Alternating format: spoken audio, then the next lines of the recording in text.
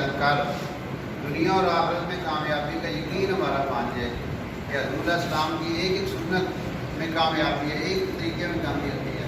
دیکھو ہمارے نبی علیہ السلام فرماتے ہیں کہ جب کوئی بندہ گھر سے نکلتا ہے اور گھر سے نکلتے ہوئے بسم اللہ توکلت علی اللہ لا حول ولا قوۃ الا باللہ پڑھ لیتا ہے تو اللہ تعالیٰ کی طرف سے اعلان کیا جاتا ہے کہ تمہاری حفاظت کر دے گی، تمہیں رزق دے دیا گیا، تمہاری کفایت کر دے گی اور شیطان کو تم سے دور کر دیا گیا۔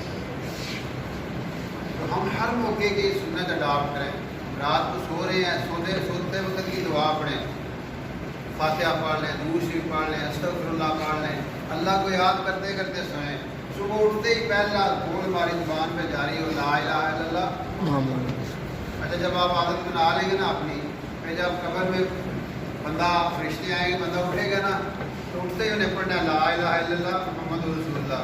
وہ فرشتیاں جو سننے لگے بندہ اپنا ہی ہے، ذرا ہاتھ تھوڑا رکھو۔ جی اٹھ کے ایک دم پریشان ہو گئے، ہوئے یہ کتنے آ گئے پھنس گئے ہیں جی ہوئے، تو نہیں، بلکہ ہر حال میں اللہ کی طرف۔ اللہ پاک انسان کو ہر مشکل سے نکالتا ہے، مصیبت سے نکالتا ہے۔ اللہ کا وعدہ ہے کہ جب بھی کوئی مجھے پکارتا ہے نا میں اس کی پکار کو سنتا ہوں اور جواب دیتا ہوں۔ اب میں یجیب المضطر